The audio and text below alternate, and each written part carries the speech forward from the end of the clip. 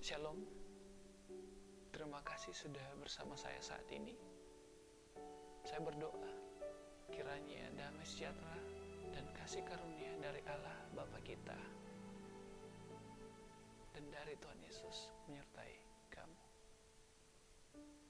Mujizat terjadi karena firman Tuhan. Mujizat terjadi karena firman Tuhan. Di luar firman Tuhan tidak ada mujizat. Di luar firman Tuhan tidak ada mujizat.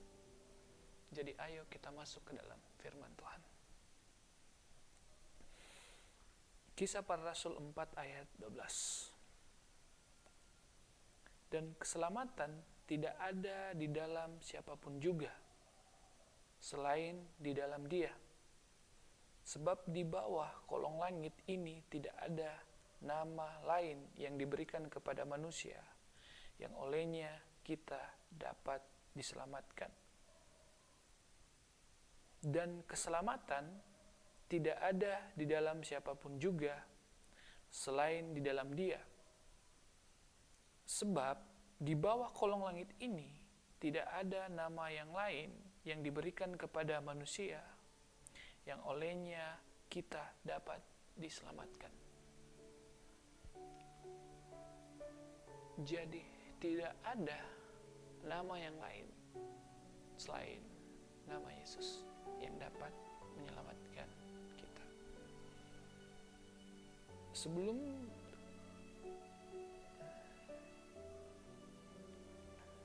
Kisah Para Rasul 4 ini dibuat, ditulis oleh Petrus. Jadi di Kisah Para Rasul 3 diceritakan tentang ada seorang lumpuh yang setiap saat datang di Bait Allah. Ada seorang lumpuh dari lahir, datang setiap saat di Bait Allah, bukan untuk memuji-muji Tuhan, tapi untuk meminta sedekah, untuk meminta uang. Kemudian orang lumpuh ini melihat Yohanes dan Petrus datang. Lalu mulailah ia meminta sedekah, mulailah ia meminta uang kepada mereka. Tapi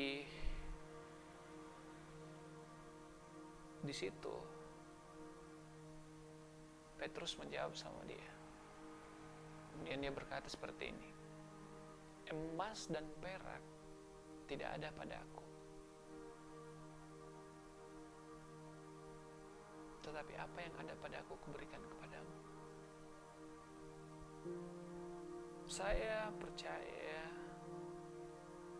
bukan karena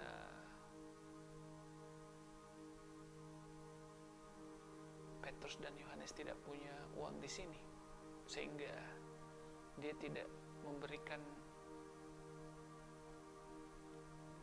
uang kepada orang ini. Tapi ayo kita lihat di ayat 2 Yohanes, Kisah Para Rasul 3 ayat 2. Di situ ada seorang laki-laki yang lumpuh sejak lahirnya, sehingga ia harus diusung tiap-tiap hari. Orang itu diletakkan dekat pintu gerbang Bait Allah yang bernama Gerbang Indah. Yang bernama Gerbang Indah untuk meminta sedekah kepada orang yang masuk ke dalam Bait Allah. Jadi Bait Allah yang ditempati orang lumpuh ini adalah suatu Bait Allah yang bagus, bukan suatu tempat yang tidak bagus. Makanya dinamai di sini adalah Gerbang Indah. Jadi ibarat tempat ini adalah tempat-tempat orang-orang kaya. Karena orang lumpuh ini cukup pintar, di mana dia harus meminta sesuatu, bukan di tempat yang tidak ada apa-apanya, tetapi suatu di tempat yang ada apa-apanya. Jadi bukan karena Petrus tidak punya uang, karena saya yakin yang masuk di Bait Allah ini adalah orang-orang yang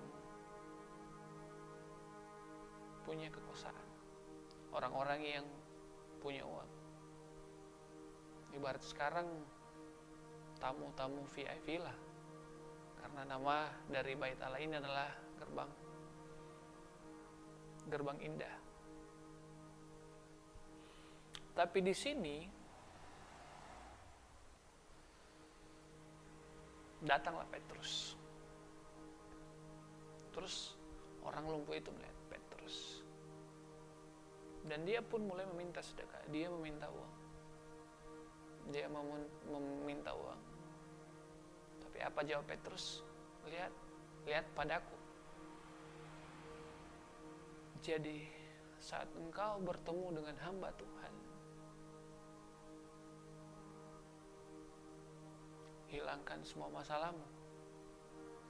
Fokus saat itu sama hamba Tuhan yang datang kepadamu, dan mulai dengarkan apa yang dia katakan. Bukan karena Petrus tidak ada uang,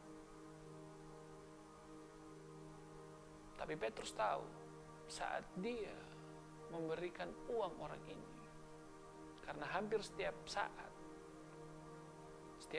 setiap hari orang ini selalu mendapat uang, dan besoknya dia meminta lagi.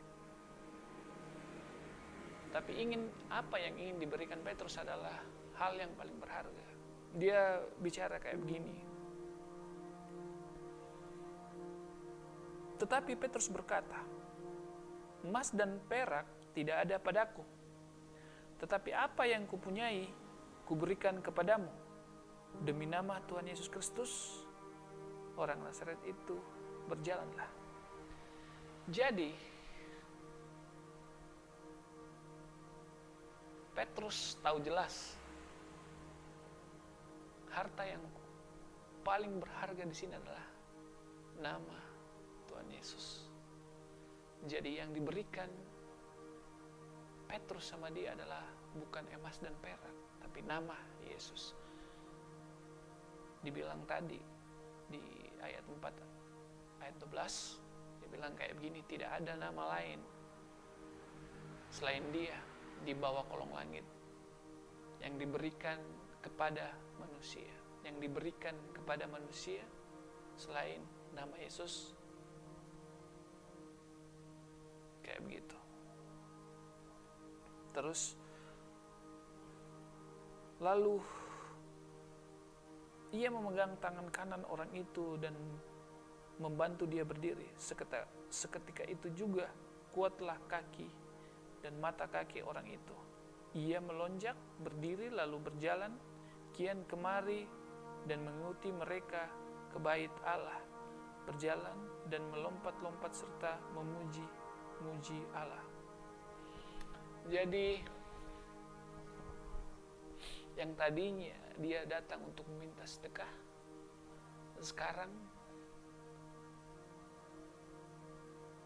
dia masuk ke dalam bait Allah untuk memuji Allah. Jadi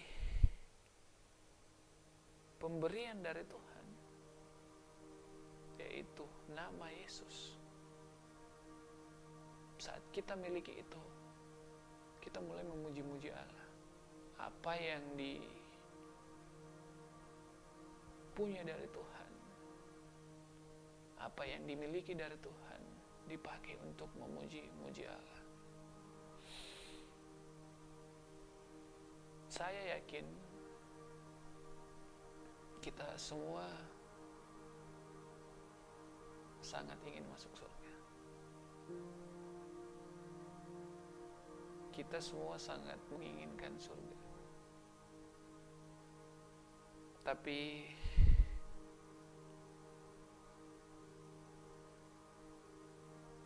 apa yang membuat surga menjadi surga?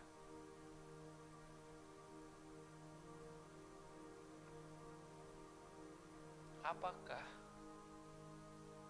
surga duluan itu ada sebelum Tuhan ada? Atau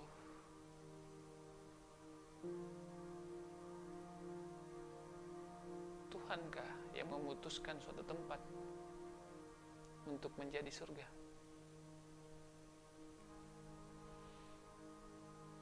Saya yakin surga itu tercipta karena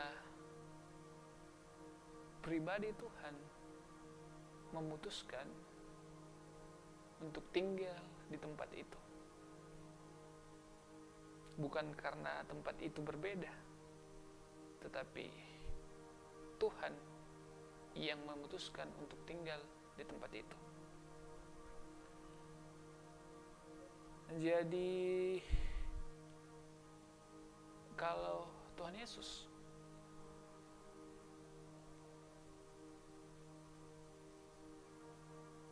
turun ke dalam neraka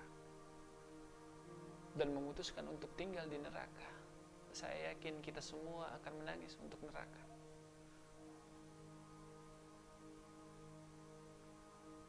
Karena bukan tempat yang membuat itu menjadi surga, tetapi karena Tuhan yang memutuskan tempat itu dan tinggal di situ,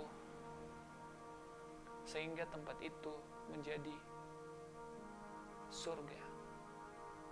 Jadi kalau Tuhan datang ke tempat ini dan tinggal di tempat ini, di sini surga.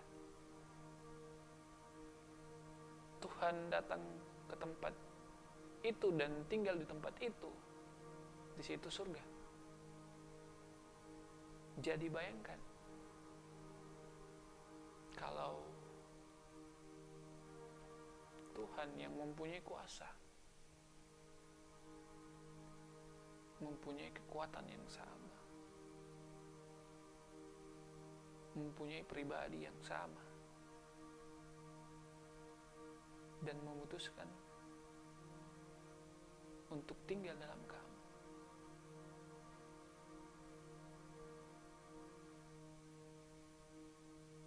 Saya yakin akan ada surga di dalam kamu. Jadi nama Yesus tidak hanya sebatas nama, tetapi nama Yesus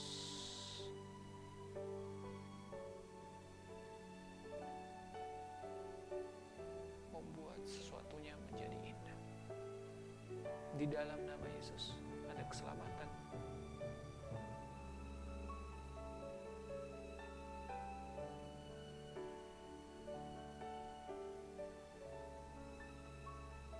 Di dalam nama Yesus ada kedamaian.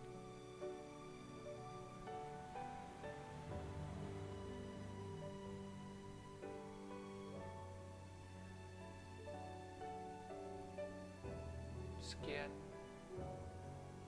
yang saya sampaikan saat ini. Terima kasih sudah bersama saya.